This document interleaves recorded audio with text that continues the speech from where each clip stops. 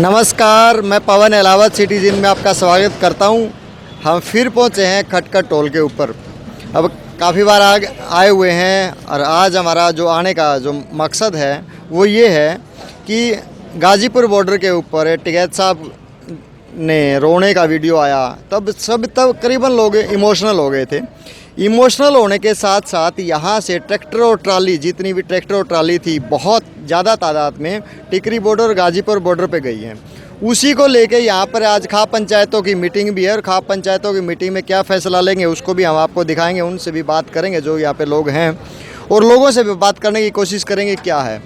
ये आंदोलन ऑलमोस्ट सरकार ये मान के चल रही थी कि ख़त्म हो गया है 26 जनवरी के बाद, लेकिन जब गाज़ीपुर बॉर्डर में रात को जो घटना हुई, उस घटना के अंदर जो महसूस हुआ कि बीजेपी के कुछ कार्यकर्ताओं ने वहाँ पर मतलब आतंक मचाने की कोशिश की।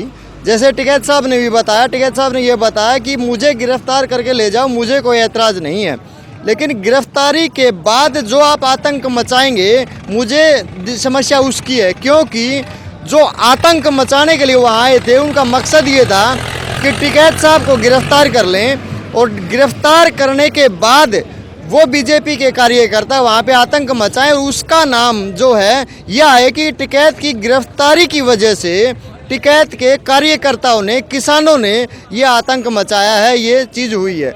जो भी बदनाम करने की कोशिश है, हमने देखा है बीजेपी के जो हथकंडे हैं ना, वो अलग अलग तरह के होते हैं। पीछे हमने देखा जाट आंदोलन को भी बदनाम करके उठाया था, आज भी किसानों को बदनाम करके उठाना कहीं ना कहीं गलत है। इसी को लेके हम बात करेंगे। यहाँ पे जो भी लोग होंगे, जितने भी हमें यहाँ पे किसान मिलेंगे और उनसे बात करेंगे और उनके मन की बात लेंगे कि सही में क्या चाहते हैं और किसान क्या चाहते हैं, किसान आज कहाँ खड़ा है। मैं पवन एलावत सिटीजन में आपको लाइव दिखाता रहूँगा। अभी इंटरनेट बंद है तो ऑफिस में जाके हम लोग इसको लाइव करेंगे। तो जी अभी हम कुछ किसानों से बात करेंगे, जो भी यहाँ पे मुख्य किसान होंगे या खाप प्रतिनिधि होंगे। स्वागत है आपका। धन्यवाद। सर, आज आप जो यहाँ पे धरने पे आए हैं, यहाँ आज आने का एक कारण बताएं और टिकैत साहब को जैसे वहाँ से उठाने वाली बात थी उसके ऊपर आप यहाँ कुछ बताएं। देखिएगा, टिकैत जी का भी रोना जायज़ था, क्योंकि जो साथ देते थे वो भाग गए। इसमें टिकैत जी का मनोबल डाउन हो गया था और हमारा इस समय बनता है कि सभी यूनिटी बनाकर टिकैत जी का समर्थन करें, वहाँ जाके भारी मात्रा में जाके और अस्थायी तौर पे बैठे हम। जब तक हमारे 3 कानून वापस नहीं होंगे हम वहीं बैठे रहेंगे।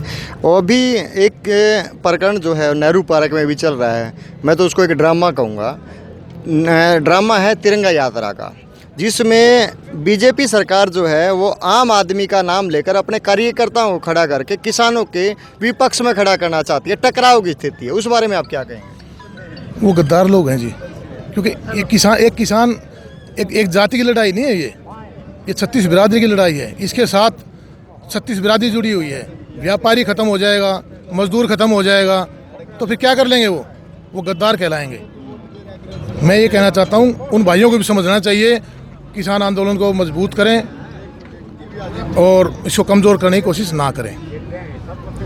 अभी बीजेपी को क्या संदेश, मतलब यह टकराव में आ रही है, इसका मूड है कि भाई पहले तो उन्होंने कहा कि भाई कानून का सहारा इन्होंने लिया कि कानूनी कोई बात कर दे, कि कानूनी कैदे उठाने के लिए हम बल प्रयोग कर दें। अब इन्होंने अपने कार्यकर्ता उतार दिए, तो इस बारे में स्पष्ट आपका क्या रुख रहेगा? ये फूट डालो राज करो, ये वह है कि आपस में इनको लड़ा दो और बाद में मुकदमे दर्ज कर दो, लेकिन ये ऐसा होगा नहीं, क्योंकि वो मुट्ठी भर लोग हैं। हमारे ये जो किसान हैं, ये भारत के चौथे हिस्से के आदमी जो जनसंख्या है वो किसान है, इनका कुछ नहीं कर पाएंगे वो लोग। तो मैं जानना चाह रहा हूँ कि आज के जो प्रकरण बीजेपी कर रही है, फूट डालो राज करो, जहाँ तक मुझे समझ में आता है, वैसे बीजेपी वाले ये कहेंगे, पत्रकार होने के नाते बोला ऐसा कहना उचित नहीं है, लेकिन जो हमें लगता है हम लोग साफ कहेंगे, स्पष्ट कहेंगे, कहना भी चाहिए।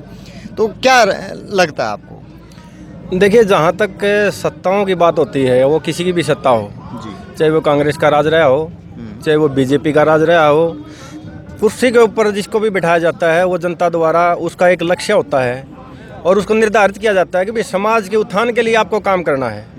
और जहाँ व्यक्ति विशेष अपने उत्थान की बात करने लगता है वहाँ समाज हमेशा पिछड़ता है। और जो आज बीजेपी काम कर रही है वो सिर्फ लोगों को पीछे करके और अपने चंद व्यक्तियों को लाभ देकर वो एक ऐसा प्रकरण को अंजाम देने की कोशिश कर रही है कि आने वाले भविष्य में जो आम व्यक्ति है वो काफ़ी कमज़ोर हो, वो चाहे आर्थिक स्थिति से हो, चाहे सामाजिक दृष्टि से हो, चाहे राजनीतिक दृष्टि से हो, आम आदमी को कमज़ोर करने का काम कर रही है। और पूंजीपतियों की सरकार है, ये चाहते हैं कि भाई हमारे पास अगर कुछ पूंजीपति होंगे तो वो जनता को खरीदने का काम करेंगे, भविष्य में उनकी मदद करेंगे। इसी लोभ और प्रलोभन के आधार पर वो जनता की अनदेखी कर रहे हैं, उनकी ज़मीनों को हड़पने का काम करने की कोशिश कर रहे हैं। तो हमारा तो इतना ही कहना है कि भाई सरकार को चाहिए कि अभी जो हमारा किसान है वो अन्नदाता है, 36 बिरादरी का जो व्यक्ति है वो जमींदार है, उसके उत्थान के लिए उन्होंने काम करना चाहिए, अच्छी पॉलिसी बनानी चाहिए। अगर आज उनको लगता है कि भाई उन्होंने ये पॉलिसी हमारे उत्थान के लिए बनाई है, हम इसके खिलाफ हैं, और आज उनको लगता है कि भाई हमने कोई खालिस्तानी का काम करा है, उपद्रवियों का काम करा है, तो हमारे को उनको नुकसान कर दो, भाई हमारी छोड़ दो, इन तीनों कानूनों रद्द करो। हाँ बिल्कुल, फेसबुक पर काफ़ी सोशल मीडिया पर ये चल रहा है कि भाई यदि लगता है कि किसानों ने उपद्रव किया, बड़ा जोश में ये कर दिया, किसानों ने कुछ गलत कर दिया, तो आप एक काम करो बोला जी, इसका सबसे बढ़िया इलाज ये है कि ये जो 3 कानून इनका बहुत बड़ा फायदा कर रहे थे ना, रद्द कर दो इन्हें ख़त्म, तो इनका किसाना का बुरा हो जाएगा। आप कर दो इन किसाना का बुरा। तो मेरे ख्याल से सोशल मीडिया वाली बात वो जायज़ ही लगे है। देखिए, जायज़ कोई भी बात है अगर समाज में आती है, नपातुला कोई भी अगर बयान आता है और उसके ऊपर लोगों का विचार होता है तो आप ये मान के चलिए कि वह कहीं ना कहीं सत्य पर आधारित है।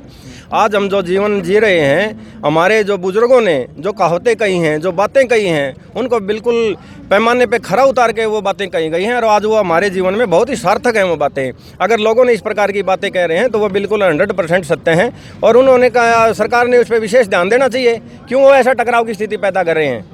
प्रवीण जी, अभी जब तिरंगा यात्रा निकल रही थी वहाँ लोग इकट्ठा हो रहे थे, मैं भी वहीं मौजूद था। हाँ जी। मैंने उनको एक बात पूछी एक से कि भाई किसान आज सड़कों पे है और तुम तिरंगा यात्रा के नाम पे ये ड्रामा करके ना गलत कर रहे हो, तो आप लोगों को ना किसान के साथ खड़ा होना चाहिए। तो उसका एक जवाब था जिसका मैं आपसे जवाब चाहूँगा।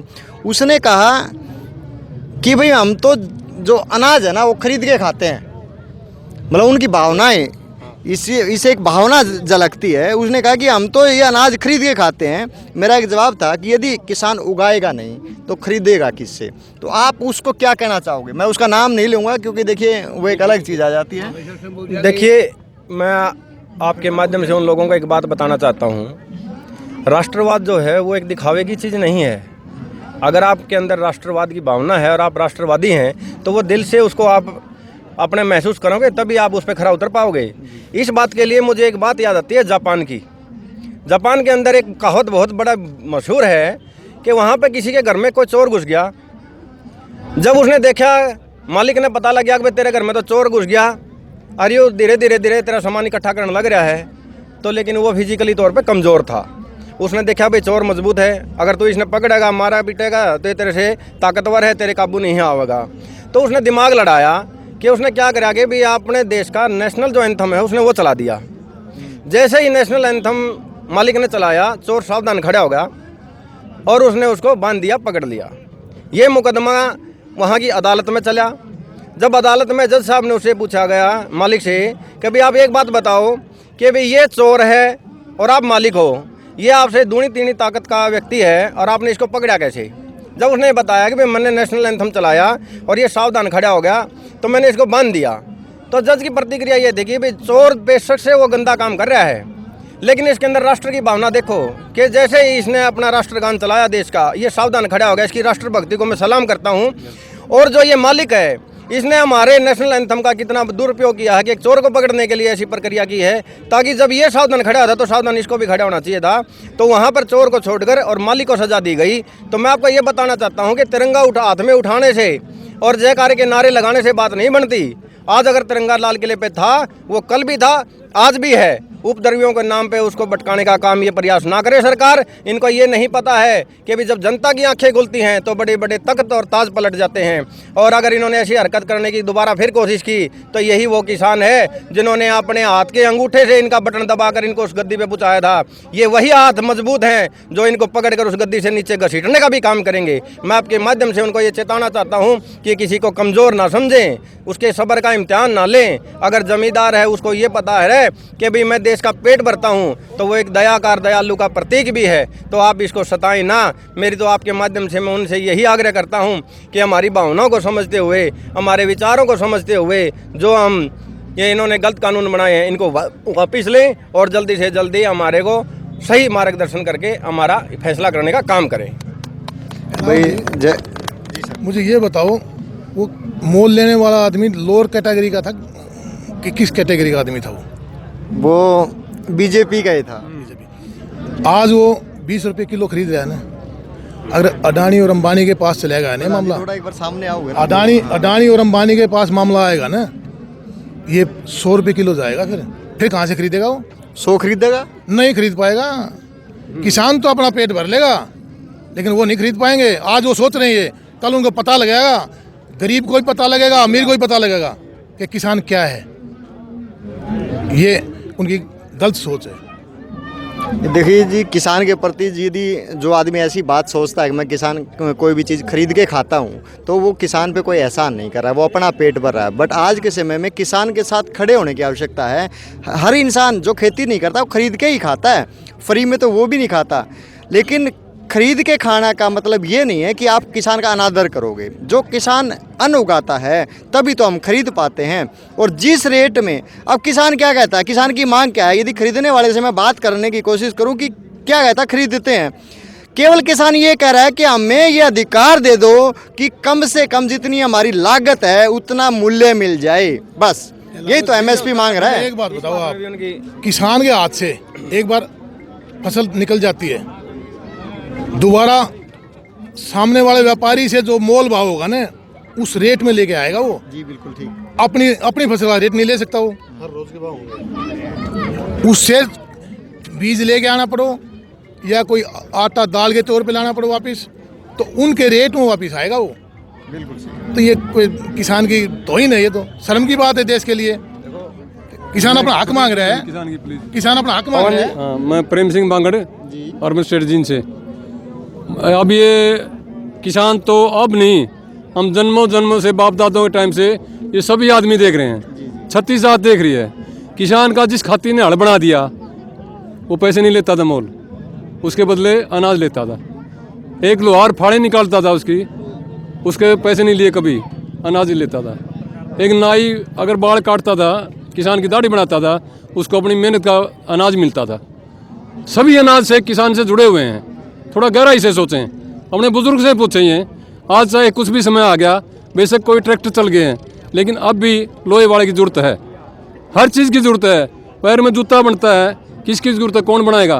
किसान तो नहीं, एक आदमी को सारे काम नहीं कर सकता, सभी इससे जुड़े हुए हैं। तो ये पहली बात है, किसान मर गया तो इनको थोड़ा अपने दिल पे हाथ रखें।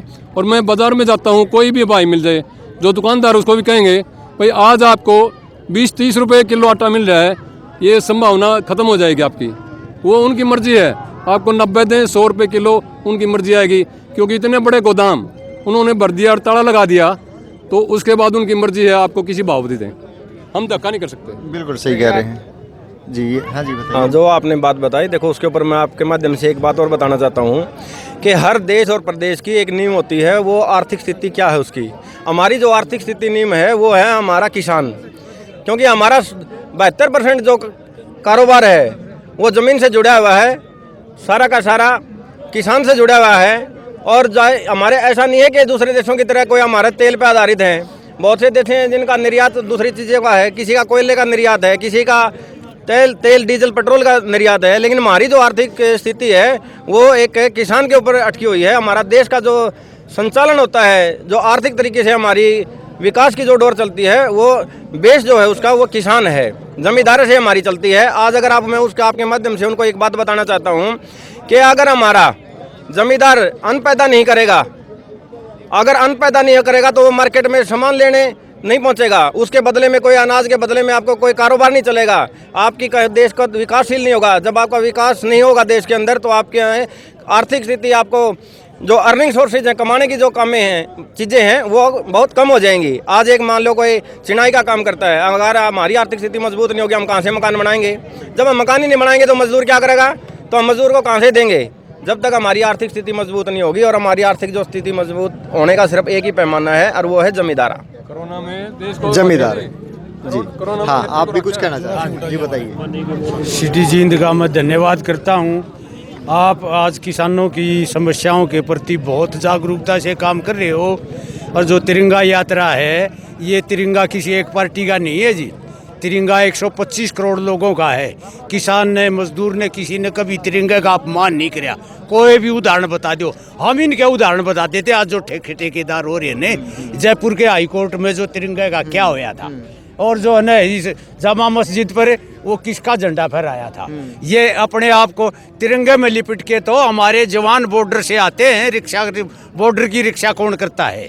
किसान का बेटा। जो भाई बेनीवाल साहब ने, पहलवान साहब ने कहा, सोमवीर ने, किसान तो इस देश की रीढ़ की हड्डी है। सारी अर्थव्यवस्था इस देश की किसान की मेहनत पे है, अन्नदाता है, 36 बरादरी को साथ लेके चलता है, सबके दुख सुख में साथ रहता है। तिरंगे झंडे वाले को मैं ये चेतावनी देता हूँ कि भाई तुमने कोई ठेका नहीं ले रहा। क्या किसी एक ग्रुप ने, एक या पार्टी ने? हमारी सभी देश का झंडा है तिरंगा, इसका अपमान हम नहीं कर सकते कभी भी। प्राणों से प्यारा है। यो जो आज जो ये तिरंगा यात्रा के नाम पर जो ड्रामा कर रहे हैं, मैं तो उसको ड्रामा ही कॉल करूंगा। ड्रामा है तो जी, आपको बिल्कुल। क्या लगता है? हमने बहुत गलत लगा ये, बिल्कुल। ये लोगों को गुमराह करे। मैं ये कह रहा हूँ, अबे तुम तिरंगे के अकेले ठेकेदार कैसे होगे? देश के वासी तो ये सारे भाई हैं, हम भी हैं। तुम 10 आदमी, 20-50 आदमी इकट्ठे हो गए, तिरंगा हाथ में ले लिया और उसके ठेकेदार हो गए, तो क्या हम तिरंगा का अपमान करते हैं? इस तरह का ढोंग करना छोड़ दो, नहीं तो तुमने बिल में तो निकाल के जनता पीटेगी। ये दावा करता हूँ बिल्कुल। ये सत्ता नहीं रहेगी कभी, किसी की नहीं रही। ये भी समय आएगा, 5 साल होता चला जाएगा, और ये भी इनका समय। आपका शुभ नाम सर? मेरा नाम जोरा सिंह हुड्डा है। कहाँ से? कॉलोनी जींद से। जींद से। धन्यवाद आपका भाई। कोई नहीं।